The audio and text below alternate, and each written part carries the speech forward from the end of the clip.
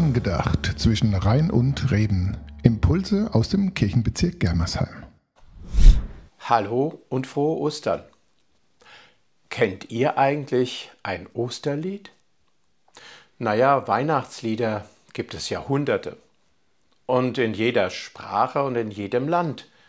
Die laufen in der Vorweihnachtszeit im Radio und in den Geschäften rauf und runter. Aber Osterlieder?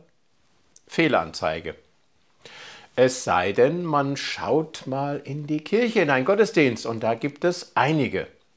Mir gefällt vor allem Lied 100 aus dem evangelischen Gesangbuch. Wir wollen alle fröhlich sein in dieser österlichen Zeit, denn unser Heil hat Gott bereit. Und dann kommt Halleluja. Ja, Freude, das gehört für mich vorrangig zu Ostern. Endlich ist die trübe Winterzeit vorbei, mit ihrem Grau in Grau, mit Kälte und Schmuddelwetter. Die zuvor dürren Äste treiben plötzlich Blüten und Blätter und alles erwacht zu neuem Leben. Ostern ist ein buntes Fest, deshalb habe ich heute auch mein buntes Hemd angezogen, passend zu den bunten Ostereiern im Korb und allem, was man sieht. Die wärmenden Sonnenstrahlen tun mir gut, ich genieße die Farben und die Blüten und das üppige Grün in allen Tönungen.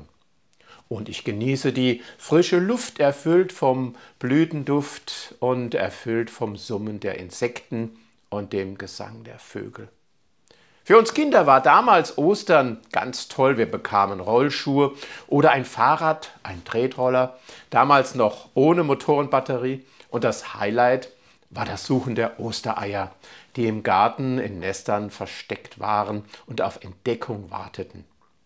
Das Gegenstück zum Schoko-Weihnachtsmann war natürlich der Schokoladenhase und zum dem gehörten unzählige Schokoladen-Ostereier mit Füllung.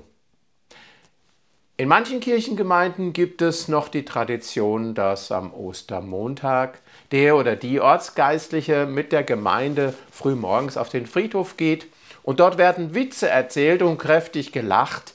Der Tod sollte symbolisch ausgelacht werden, denn das Leben hat gesiegt. Ja, Christus ist nicht im Tod geblieben, er ist aus dem Tode auferstanden zu einem neuen und unvergleichlichen Leben, das alles übertrifft, was wir uns vorstellen können. Die Frauen haben damals das leere Grab Jesu vorgefunden und haben es zunächst nicht so verstanden, aber dann haben sie gemerkt, der Gekreuzigte lebt, Gott hat ihn auferweckt, damit auch wir auferstehen sollen zu diesem neuen Leben. Die Natur ist im Frühjahr ein Fingerzeig Gottes, dass das Leben siegt, und darüber wollen wir alle fröhlich sein.